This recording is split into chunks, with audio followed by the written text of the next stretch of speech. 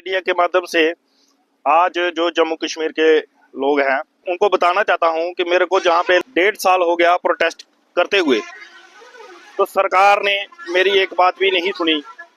अब मैं इनकी खूबसूरती बताना चाहता हूं कि जो ये दिल्ली कटरा एक्सप्रेस वे जो रोड बनाया जा रहा है, इसकी क्या क्या इंपॉर्टेंस हैं। और जो ये सरकार, सेंटर की सरकार बोलती है कि हमने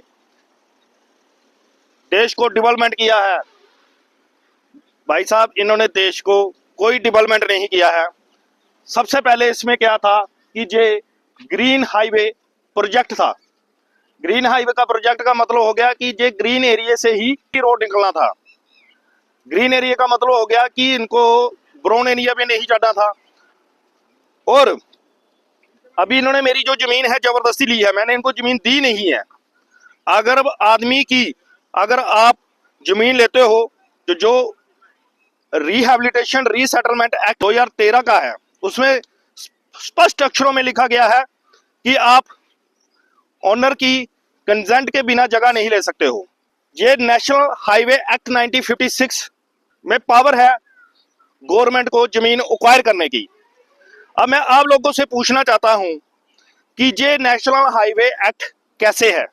कन्याकुमारी से लेकर श्रीनगर को बराबर जोड़ता है। अगर एक रोड है बनी हुई है तो उसके बराबर हिस्से से जगह ले 50 फुट अगर लेनी हो इधर से लेंगे, 50 फुट अगर लेनी हो तो उधर से लेंगे।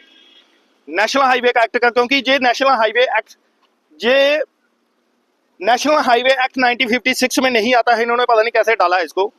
7-8 ऐसे एक्ट में है, प्रावधान है इनको कि जिसमें सरकार जमीन एक्वायर कर सकती है। उसमें एक गोल्ड पेट्रोल भी होता है, फॉरेस्ट एरिया का भी होता है, जमीन एक्वायर कर लेते हैं।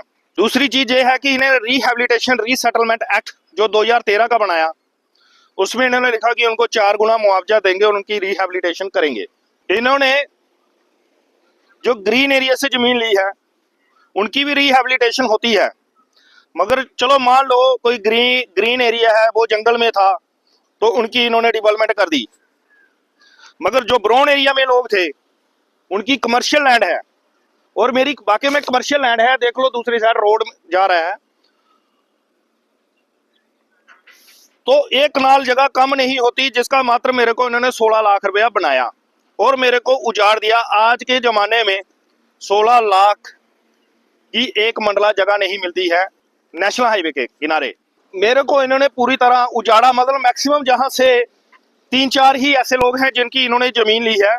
कम से कम ये 25-30 करोड़ रुपए की जमीन है, जिसमें इन्हें कम से उनको 1 करोड़ में पूरा रफा दफा कर दिया सरकार ने।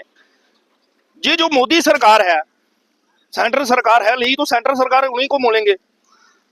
ये जगह को बोल रहे हैं कि हम देश की डेवलपमेंट कर रहे हैं, सबका साथ, सबका विकास, सबका विश्वास। तो मेरी तो डेवलपमेंट हो गई, मेरे को तो उजाड़ दिया। अब ना मेरे पास कोई काम है, ना मेरे पास, ना इन्होंने मेरे को अभी तक पैसा दिया कोई। मेरी तो डेवलपमेंट होगी, मेरा तो इन्होंने कर दिया विनाश। तो ये देश के लिए कर रहे हैं डेवलपमेंट मोदी साहब, उन्होंने हमारे इलाके में ऐसे डेवलपमेंट की। और तीसरी बात अभी मैं आपको बताना चाहता हूं कि इस रोड में इनको क्या क्या बेनिफिट है, ये क्यों बनाया गया। हमारे जो मिनिस्ट्री के रोड एंड ट्रांसपोर्ट मिनिस्टर हैं नितिन गडकरी, उनको पैसा कमाने का कोई चारा नहीं दिखाई दे रहा था, कोई चारा नहीं मिला। तो उन्होंने क्या किया कि जो मेगा कंपनी यहाँ पे घूम रही है ना, तो उनका आप गूगल में जाइए और देखिए, उसका मालिक जो है पीपी रेड्डी कुछ नाम का है, वो महाराष्ट्र का रहने वाला है और नितिन गडकरी भी महाराष्ट्र का रहने वाला है। तो इन्होंने क्या किया है कि दोनों ने सलाह की कि यार पैसे किस तरह से कमाए जाए, कोई बिजनेस पॉइंट नहीं मिल रहा है जिससे हम पैसे कमाए। फिर उन्होंने एक स्कीम बनाई, नितिन गडकरी ने स्कीम बनाई कि हम क्या करेंगे, लोगों से प्रॉपर्टी लेना मेरा काम है, चाहे डंडे से लूंगा चाहे प्रेम से लूंगा, मगर मैं ले लूंगा, आप पैसा लगाओ। अब उन्होंने क्या किया, 40% जो पैसा था वो सरकार से लिया, सरकार मतलब ministry of road and transport से लिया, और 60% पैसा वो प्राइवेट कंपनी से लिया। जो जमीन एक्वायर कर रही है वो सरकार पैसा दे रही है, और जो ये कंस्ट्रक्शन इंफ्रास्ट्रक्चर जो तैयार हो रहा है ये प्राइवेट कंपनियां कर रही है। तभी मैं आपको बार बार बोल रहा था कि ये पब्लिक पार्टनरशिप प्रोजेक्ट के अंदर आता है। पब्लिक पार्टनरशिप का मतलब होता है कि प्राइवेट कंपनियां और सरकार मिलकर एक व्यापार चलाते हैं। जब वो व्यापार चलता है